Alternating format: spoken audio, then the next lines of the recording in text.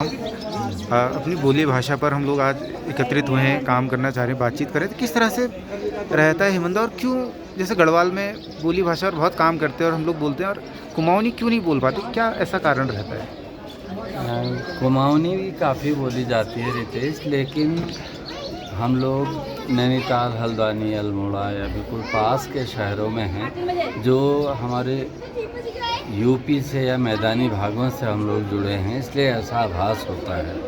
लेकिन हाल के वर्षों में देखा गया है कि सुदूरवर्ती गाँव में भी लोग हिंदी बोल रहे हैं और हिंदी ठीक है, हिंदी भी हमारी भाषा है, हिंदी हमारी देश की भाषा है, हमारी मातृभाषा है, तो हम उसको बोलेंगे। लेकिन कुमाऊनी जिसे हम दूध बोली की संज्ञा देते हैं, दूध बोली का मतलब जन्म से जो बोली सबसे पहले हम लोग सुनते हैं उसे हम दूध बोली की संज्ञा देते हैं। तो दूध बोली का भी उतना ही महत्व होता है। माना जाता है, आज तो हमारी नई शिक्षा नीति भी मान रही है कि जितना सुग्राह्य कोई भी हम ज्ञान को दूध बोली में लें, क्योंकि कुछ शब्द बनते ही वातावरण को लेकर जन्म लेते हैं। तो दूध बोली में हमारी जो कुमाऊनी जो लोक भाषा है या हमारी कुमाऊनी गढ़वाली जौन सारी लोक भाषाएं हैं, तो प्राथमिक स्तर तक अगर हम उस भाषा को माध्यम बना करके कोई चीज़ सीखेंगे, कोई ज्ञान अर्जित करेंगे, तो उसका परसेंटेज ज़्यादा होगा।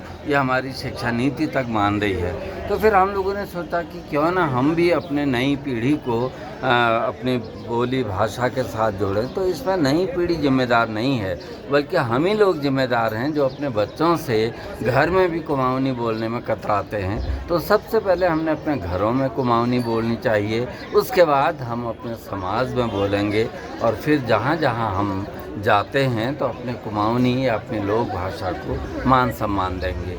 इसी परिप्रेक्ष्य में श्री राम सेवक सभा ने इस बार कहा कि मुझे जिम्मेदारी दी कि आप एक इस प्रकार का काम करें कि जिसमें अपनी बोली अपनी पहचान इसको संज्ञा दी गई है, अपन बोले अपन पहचान।